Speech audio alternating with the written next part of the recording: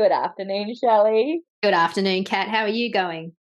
I'm good. How are you? I'm good. Now, for those of you that can just hear us, that's great. We're just the same, but we're also popping our podcast up on YouTube now. And Kat and I have given us ourselves a bit of a fancy background. Bit of a makeover. We did a bit of a makeover that took a whole 5 minutes. Yeah.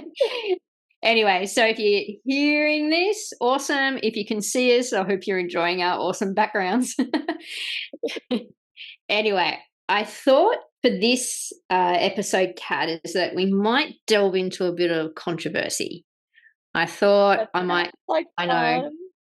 I thought there's been so much controversy in the equestrian world of late. I want to have a discussion about it. Let's talk about it. Where would you Okay. like to get started?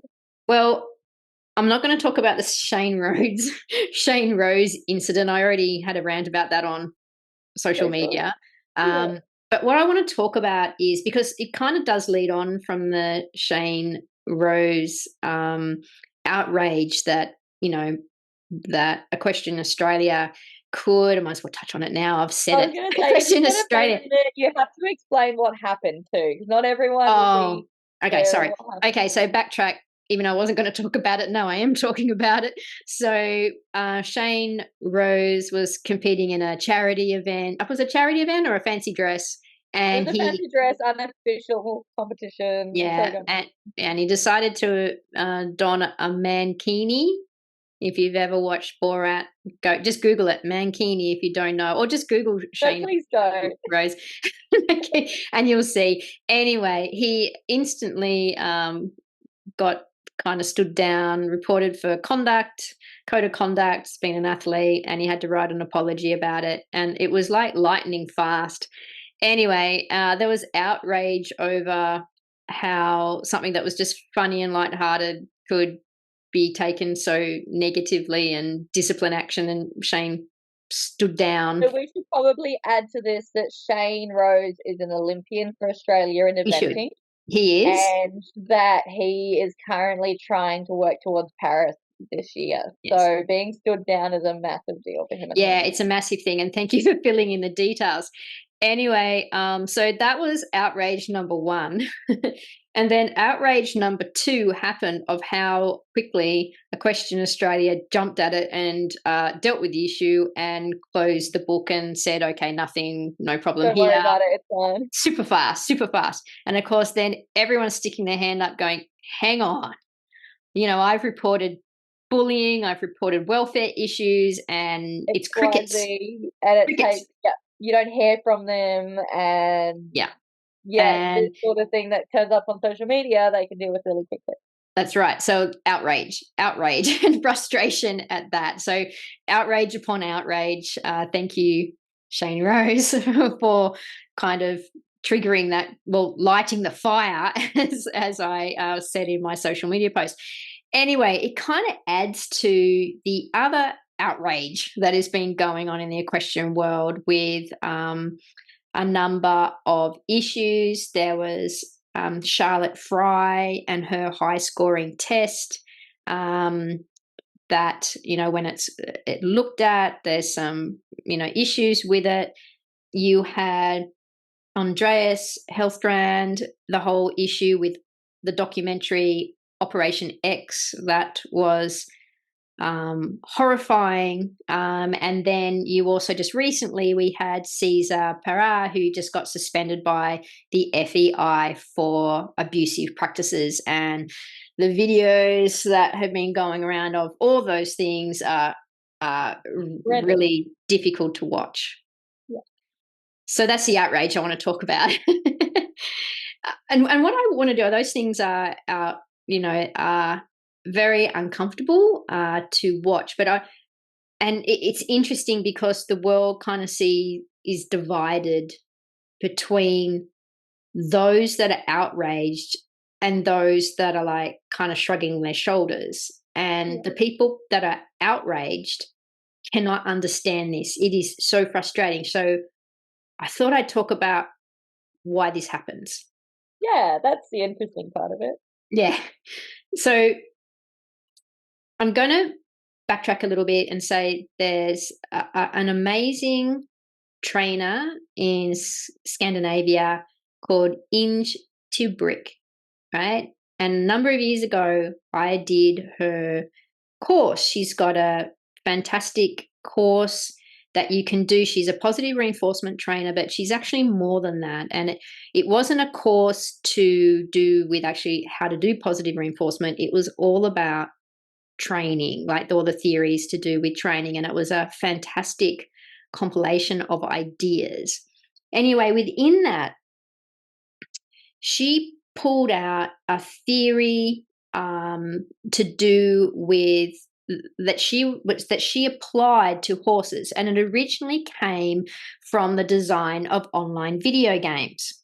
Okay, and there's a theory of the type of players that play video games, and categorizing them into 4 types, because when you design a video game, you want it to appeal to a lot of people. So this particular researcher, and I apologize, it's just disappeared from my mind, the guy's name, but what they identified, this research identified, is that was basically 4 types of players. There were those that were out to win the game. So that was their thing. They were super competitive. Win at all costs. Yeah, there were those that just like, getting all the gear and the best avatar and stuff like that, and kind of saying that they played the game. You had this other group that just like talking and the whole connectivity and social effects of the game. And then there were the ones, these really interesting crew that just like exploring the game and finding all the glitches or the special things and stuff like that. So there were all these different motivations behind what made people enjoy the game or engage with it. Okay, it wasn't just all out to win the game and get through the levels and to get the highest points at all. It was way more complex than that. Anyway, what Inge, it might be Inga actually, I might be saying her name completely wrong. I do apologize. Anyway, what she did is that she actually put it through the horse lens, the equestrian lens. And she renamed the categories from the, I think the competitors of the gaming world were called the destroyers. Anyway, she renamed them in a horse kind of centric way, or an equestrian way of identifying the competitors, okay, the fashionistas, the explorers, and the socializers. And ever since I heard that, I tell you what, it completely took away a hell of a lot of frustration of understanding different equestrians, right? And it made a lot of sense. It was just a very simple way of really understanding that everyone is an individual and they all interpret the world themselves through their own experience from their own understanding. And it's all different, okay? So let me just explain. I thought I'd just take a bit of time to explain these different types of people and how they engage in the game of horses, right? The game of equestrianism, and why, someone might label a test as 88% and think it's fantastic, and then you got the another half horrified by what they saw or seeing so many problems. Okay, or someone being able to look and see that's abuse of a horse, and some person shrugging their shoulders and go, but that's how you got to teach them. That's how you make them do it. Shrug, So let me go through it. So is this interesting? So interesting. It breaks everything down to like I can identify in my like group of horse people that's around me, like who each one is. Yeah. Well, the interesting thing, what people might do when they're listening, because like me, I've changed a bit. I've been different over time. Yeah, I've become a different player in inverted commas. So let me talk about the competitors, right? Because the competitors will tend to really clash with the explorers, right? Really totally different motivation. So the motivation for the competitors, of course, that they want to be seen as being good okay, and very good at their sport and their riding. And how they know they're good is external validation, Yeah. right? And if they receive a ribbon or a score, that is very important to them. Okay. So Yeah. their performance is very validating, and that means to them that they've done well. And of course, they're very motivated to do well. So if you've got a system that will reward certain things, of course, that's going to be their perspective. Okay. Now, That's like a win at all costs. It doesn't matter how we get there. well, no, Work the not. Yeah, it's not. okay. Well, how can that be bad if I won with it? Yeah. How can that be bad if I won? I'll never forget this moment, right? I was at a competition supporting a client and a friend, Yeah. taking her baby horse out for the very first time for his first competition.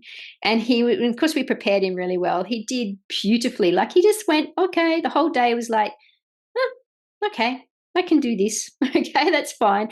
And he coped with the whole prep and the warm up, and he went in and he did his little test. And, he may have had a couple of little wobbly moments, but he was really sweet. And just the fact that he was just so cool with everything. He was blasé about anything, didn't get worried, just a little bit wobbly in his test. Anyway, she came out on a loose rein and just really, really happy. Anyway, the next lady went in and we actually had to help her. We actually had to lead her. She got on the horse. She hadn't been able to warm it up. We had to help lead her to the arena, right? And then help her into the arena, where she then went and did her test. And she couldn't actually let go of the reins at the end of the test, and I had to come and save her, right? And let her out. Anyway, guess who won? Guess who won the competition? I don't think I would even want to guess. Yeah, it was the lady that couldn't even, I had to help lead her into the arena. Like, how crazy is that? And I think my friend on the little baby horse, I think he came second last. And yeah, it was just one of those moments which is just like, wow. And that person that came, that lovely lady, like, she was lovely, right? That came first. She was stoked. She was so happy. But But she's not going to change what she's doing. why should she? Why should she? And of course, she was saying things about a horse. Oh, it's just, so silly, and oh, he's such a pain, and whatever. And but she just got a massive stamp of validation from it. And to her, that's what she did. Why should she change things? She just got validated. She was very good at dressage. Why should she change? Okay, does that make sense? Yeah. Yes. So anyway, if you're someone that's your thing, and that's the world you come from, that's your validation. And Yeah. that's what you're motivated to achieve. But I And also wonder if that's if you're able to listen to this and identify that that's what you are, maybe it's time to have a little bit more awareness of well, other this things. is what I hope to do by talking about it. Although I Yeah. don't know, Kat, how many competitors are listening to us now? Who knows? I don't know. You might be out there if you compete. Think of this. Have a little bit of self-reflection. Anyway, look, you can change, because I'm telling you now, I was this person. I was a competitor through and through, and that external validation was motivating to me. And I remember at the time when I was competing a lot and was really neck deep in it, there was all the controversy of roll curl was out. Yeah. Right? And you know what? I was like, shrugged my shoulders and went, well, that's how you got to control the horse. These people saying this have obviously never ridden a big, strong warm blood, right? That is carrying on like a pork chop when you get to a show. Seriously, that's what I thought. Yeah. The whole argument about damaging the neck or anything like that just went straight over my head. I couldn't get that, because in my world, those people did Didn't not have a know what they choice. were talking about. Yeah. Yeah, I didn't know. That's what you had to do. That was reality, right? Not only that, and I tell the story again and again and again, the moment that the reason why I'm here talking to you and how I got smashed out of the competitor world was when I made my horse's mouth bleed, right? It needed something so horrific. So I had to see blood back then to know I was hurting a horse, which is just like, that's disturbing in itself. And then the moment when I, you know, had a bit of a light bulb moment by listening to a YouTube video of someone that I'd never look at because they're wearing a cowboy hat. I never listened to anything else but dressage. Talk about lateral flexion, and there was no such thing as a hard-mouthed horse. There was a horse that was, didn't understand how to follow pressure, and I was habituated to pain. And then just did this demonstration that you can easily tell just by asking the horse, picking up one rein and seeing how they respond. And I sat on the horse and I picked up that rein and he turned his head the other direction. I'll go the other way. Yeah, it was horrifying. It was a moment with just like, oh my God. And it was at that moment I could suddenly I could see. But up until that, I was completely and utterly blind and oblivious. I was blind and oblivious. Now, was I a horrible person? No. Did I truly deeply care about my horse? Absolutely. Did I think I was hurting him? Absolutely not. If someone told me I was hurting him, what would have I thought of them? I would have thought they were an asshole. Okay? Or ridiculous. And they just being nasty. Yeah. Yeah. So I was there and it took that, and it didn't matter what anyone said to me. I kind of needed to experience that myself. Okay. So that's the competitor. Okay, that's what you're up against. And it really, I said, what I think that shows is that there has to be change within sports if you want to impact a hell of a lot of people. Otherwise, it's going to be you and me and all the others out there that are sharing ideas, chipping away at one person at a time to see if we can help them have a light bulb moment and get some ideas in their heads. Okay, or show another way that can be done so we get them curious. Otherwise, that's what happens. All right. So that's the competitors, my friend. They're just, stop being frustrated by them and start, and not criticizing them. You got to get them curious. Or the sports have to change. The bodies have to change. How things are judged and rewarded have to change. Okay. So that's competitors. The next one I want to talk about is the fashionista. Okay, the fashionista you'll find typically on Instagram that has a continuous feed of matchy match and fancy saddle blankets and boots and sparkly brown bands and stuff like that. Now, when I was a competitor, I was also partly a fashionista. I had the best matchy match gear, and I'm still quite attracted to the old matchy match gear. I do like things looking neat and stuff like that, but there's some people that just really just super care about that. And in fact, the horse is really just a kind of a matchy match item in itself. They were like, I never forget one day. I was at a facility and it was 25 degrees, right? It was 25 degrees. Summer was on its way, and we were all standing there in t-shirts, right? And this woman was there and she goes, oh, a bit of a breeze had picked up, and she goes, oh gosh, bit of a breeze. I think I better go put that woolen on, the horse, her horse. And I'm like, and she goes up and puts this woolen rug in Australia, mind you, on this horse. And because, she, didn't want his coat to get wrecked. And I was like, seriously, you're there in a t-shirt and you're going and putting a jumper on an animal that has fur, like at 25 degrees. It was, yeah, so strange. That's a strange, and there's lots of people that suffer from that because she was worrying about the coat. She wanted the coat on the horse to look. I am one of those people. I think you know this about me. I'm a rugger, and I do like everything to look nice and everything to have its place. But yeah, okay. But are you an over rugger? Well, to a lot of people, I probably would be. Well, we have to have a talk about this. Because you knew this about me, didn't you? No, no. This is a revelation.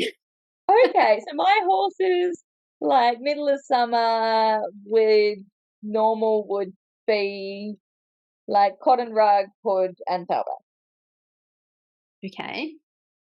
Okay. what about where you're living though? You've been a wet area. Have you got midgies trying to find the excuse for your cat? No, I've got no excuses. Their Okay. coats look amazing. All right. Well, I And just think we've uncovered a fashionista bent to you that needs to be ironed out. no, this is off topic, but to me, I feel like no matter what I achieve with my riding during the week, if my horses are rugged and looked after, then I've like ticked the box. Okay. I'm doing okay in life. Okay. I know, Right. I have a problem. Yes, we could talk about this, but as long as you don't go putting like cotton sheets, okay. But if you go put that woolen rug on and 25 degrees, would you do that? No, but they do get like a really thin unlined canvas if it's raining in summer. Okay. Yes, you're not in a very massively warm area though. You're in a bit of a Pretty hole. But, cool. well, if you're saying anything, but I want you to reflect on this. I'm gonna reflect, but I also, yeah, it's hard. I got in trouble the other weekend because I took my ponies and they're a little fat at the moment. But they were like, let them shiver. And I was like, they could never shiver. Oh dear. Okay, run noting down, sending cat lots of things about horse coat temperature regulations. I think Okay. I get away with it because I clip them, and then all those little charts, they tell me if I clip them, I can put more rugs on them. Oh, okay. So you've researched it. All right. Moving on. Still, let's go back to fashionistas. We might have to this might be a podcast. Okay, back to the fashionistas. So the fashionistas are really into the whole look of it. The whole look of it. And yeah, they're not necessarily competitive. They like going to shows because they get to dress up. They like going somewhere to dress up. Yeah, however they do It'd be is the same going to clinics and making sure that they look the part at they look clinics. the part. It's a fashion accessory. It's very materialistic. Yeah. And they've got to have the good stuff. And they're probably at the good adjustments too. Yes, and everything's got to be they've got a little bag for everything, and they're very into plaits. Very, very good at plaiting. Yeah. Yeah, but they're on Instagram and they're just following all the pretty things, like the pretty materialistic things, and they're into the fancy patent leather boots and stuff. Now, I know there's people out there. I hope I'm not offending people. As I said, I do have a bit of a fashionista bent myself. That's okay. It's just when it becomes all consuming. Because it's more important than your horse. yeah, I can absolutely guarantee there is not one fashionista, like full blown fashionista, that listens to Canter therapy. If they are, I think I probably just alienated them all. But yeah, they're just really interested in stuff. They're actually not actually interested in their horse, and they don't even necessarily have to ride it, like just making it look pretty is good enough, and wearing around some really nice gear, that's sweet. Okay, and that's where they come from. It's a very materialistic view of the horse. They've got a horse. It's more about the look, what they do, how they look, how the horse looks, how shiny it is, how sparkly it is. All the things I just explained are really important to me. Yeah. Yeah, and look, as I said, there's a little bit of fashionista that burns in me. Like, I do like presentation and stuff like that's important, but it's not more important than the welfare of my animal, and that you're the same. Yeah. Okay. All right. So that was a fashionista. All right. That brings us to what am I up to? I think I'll do the socialisers next. The socialisers are a lovely crew. Although they can be a little confusing to deal with, and I'll talk about that. The socialisers, their motivation is to socialise, to meet other people and to be able to talk about their horse, and that's their real motivation. So this is the crew, and this is why I'll give you a reason why they confused me at first, right? Is because these people would come to a lesson, or they'd come to a clinic, and they'd have a fabulous time. They were fabulous. Okay, they got do on with really everyone. well. They seemed like they were taking on the information. Yeah. Now, there's two things that could happen. They'd have a you. great time. They'd love it. And then they'd come back the next week or the next fortnight, and they hadn't even ridden their horse or done their homework. But they were back, and they were back to have some fun, right? Or so there was that. Or the other thing they do is they just talk a lot. Sometimes in a lesson, they'd be like 5 minutes of riding and, 40 minutes of chatting. Yeah, but they were happy with that. Yeah, but that was very frustrating. That was very like off-putting for me because it's like, man, you just paid me a lot of money for me to help you, and I've just been talking to you for 40 minutes. We better do something. But if they wanted to know But they were like, themselves, they like didn't care. expensive psychologists are, you're probably cheaper than a psychologist. That's right. But they just love to chat. They'd come on clinics. They'd be, they'd they'd love it. They'd bring cakes, and they were the first ones there, and they'd offer to do things, and they'd put things away. They're absolutely delightful. But if their horse was kind of safe, they were happy with that.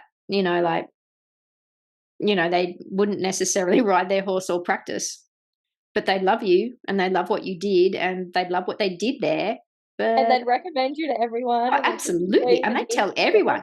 They get you Yeah. 6,000 more clients. Like, they were amazing, but they'd blow your mind with like, and they took a lot of, it was just a lot. They didn't understand. Why are you doing this, but you're not getting any better and you don't seem to mind? It's because they love socializing, and they're absolute gorgeous people that love connections and coming along. But yeah, they don't. So that's the socializer, bless them. So we probably have, if you're a socializer out there, because socializers I know kind of love listening to podcasts and love knowing about stuff, so they'll be on here. So bless you. I absolutely adore the socializers, and once I learned to accept that they were happy where they were, and it didn't matter whether they really got any better or stuff like that, a little bit better, they were sweet. But yeah, I adore you. Praise the socializers. So that brings us, pardon? I said, and then we've got the explorers, the mighty explorer, the explorer types. And that's what I think the majority of our listenership out there, I bet you any money that what I'm about to say is going to absolutely ring true for you. Okay, a big portion of you anyway. The explorer types want to discover and know. They're highly curious about all aspects for the horse, and they'll research, they'll try, they'll be interested in new things, they'll be very interested in progressing their horse, but in a way that they're very thoughtful, careful, and have researched it and that type of thing. That is them. They love, their motivation is to really understand and know the horse. Not ribbons. They want to do the best by their horse. That's who they are. They're very interested in that, and that's their motivation. And of course, the explorer is very open-minded. Okay, they don't necessarily have any bias to the information they take in. They'll listen to everything to a point. Of course, they'll take it all in, and they'll analyze it, and they'll look at what they believe is important or match ups with what they know. So it's these guys that are outraged at what they see from the competition folks. They're outraged because they can see it. They can see it. They're looking at it not from a point of view of what has to be, what people are doing in order to get that validation, but more from the perspective of the horse and what they understand from everything. That's right. Well, gold medals and high scores on test sheets that's not validation for them, because they know that's flawed. They know that's just one perspective. They also know that there's multiple different disciplines because they're interested in that. And so they see things being done differently and different things. Like if you compare dressage and reining. Yeah. Okay, so reining, there's a rule called A general. And A general, the general rule of reining is the willingly guided horse. So tail swishing and chomping at the bit and all that kind of thing, that's immediately gets you scored lower. But in dressage, your horse could be ringing its tail, and we don't have those rules. No, that's not even seen. But maybe we need to. That's right.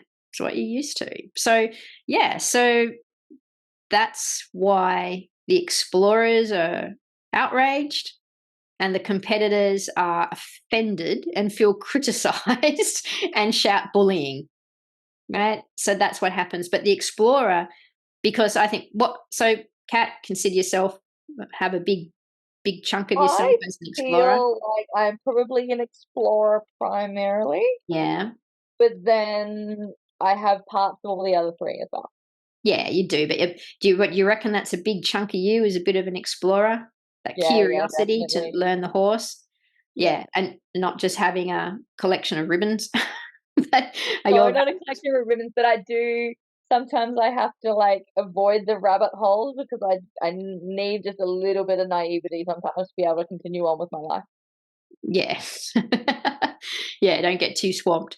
So yeah, so the explorer, and when explorers see that, so what I like doing is tuning the explorers up to understand this, because if you want to influence, if the explorers truly want to influence all the other horse players in inverted commas, you don't do it by pointing fingers and telling them that they're necessarily cruel, because they don't get that.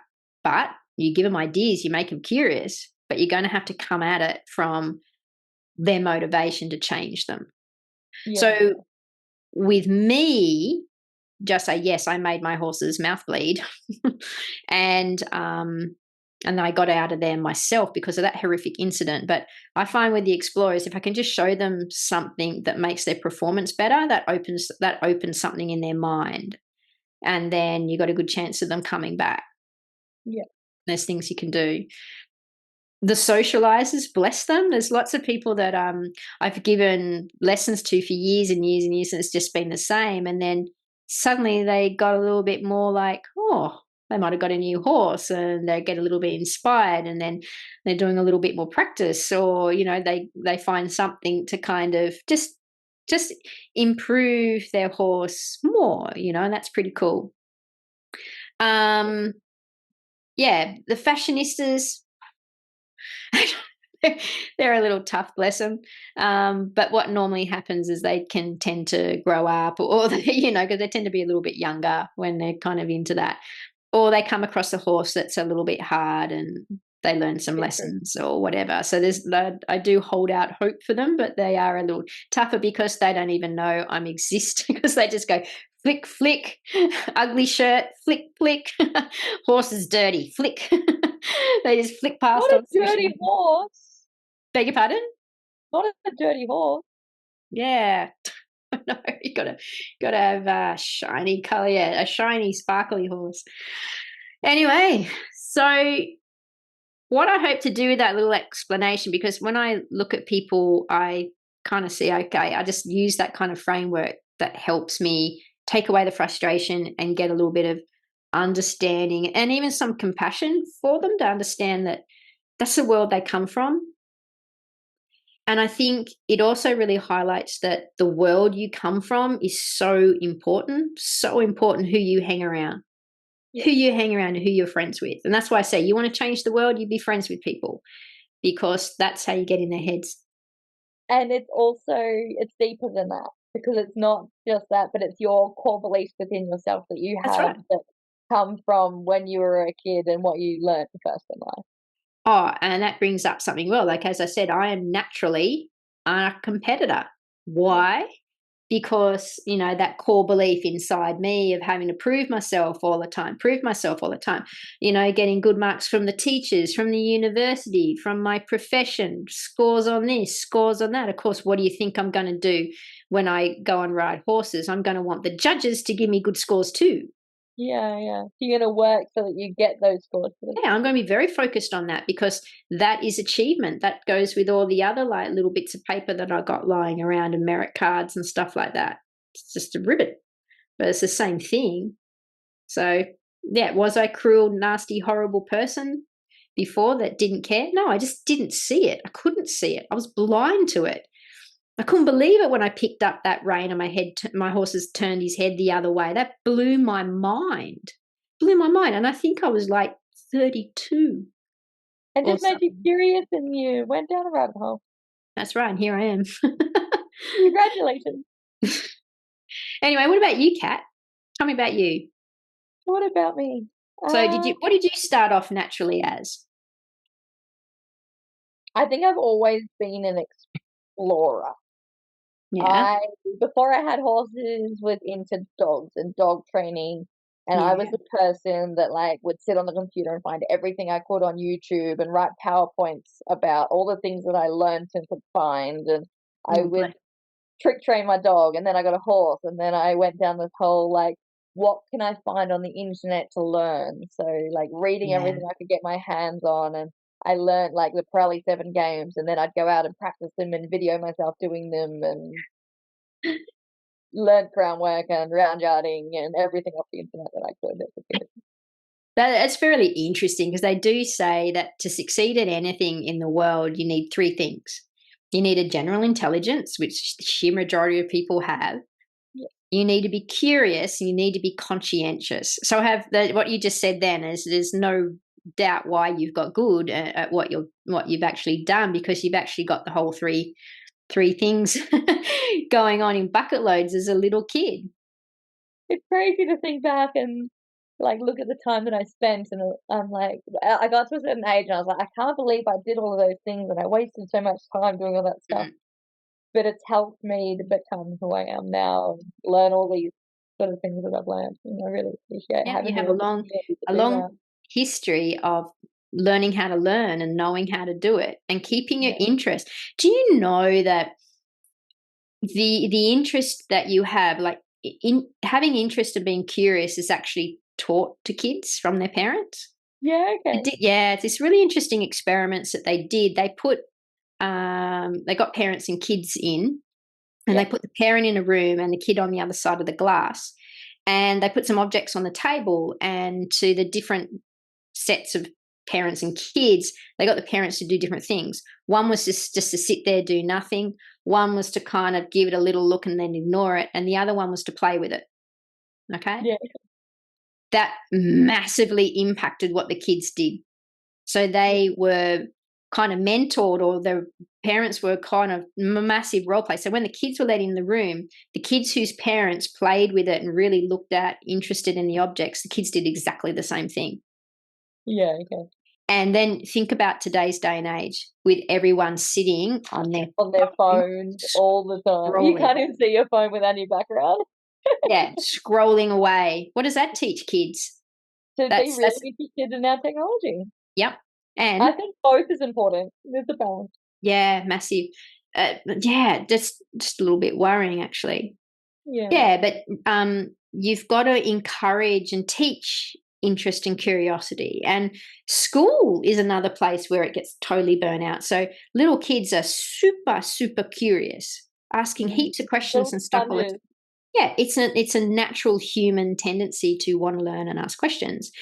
And then there's this thing that they did studies. They looked at kindergarten kids and then class or third grade kids, and I can't remember the actual figures, but let's just say kindergarten kids asked 14 questions on average an hour, and when they got to third grade, you're lucky that they asked one. Well, you get shut down so much That's right. as a kid. Yeah, you got to sit there and learn. Mhm. If You you got have to a question, you can put your hand up, but no one's going to ask you the question for a good 5, 10 minutes. You're going to sit there with your arm in the no. air. So you lose it, but you're told just to sit there and be quiet.